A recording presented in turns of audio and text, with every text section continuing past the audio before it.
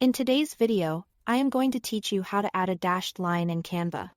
We'll keep it simple and clear so you can add professional looking dashed or dotted lines to any design in just a few clicks. Start by opening your project in Canva. Once you are in, look to the left-hand sidebar and click on Elements. From there, select a basic line to place it on your canvas.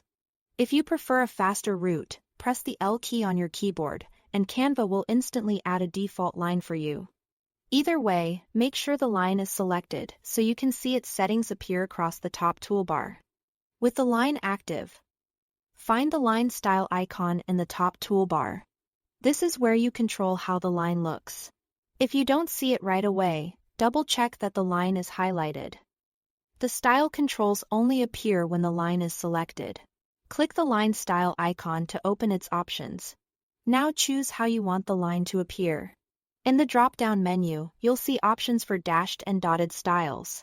Select dashed for short rectangular segments that read like a traditional separator, or dotted if you want a softer, more delicate look. As soon as you pick one, the line on your canvas will update to reflect that style.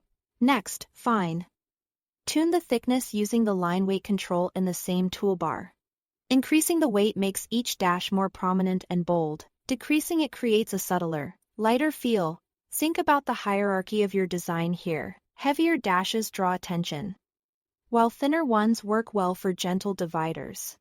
While you are still in the top toolbar, adjust the color to match your design. Pick a brand color, a neutral tone or a high contrast shade so the line remains legible against your background. Consistency with your other elements, like headings or icons, will help your layout feel cohesive.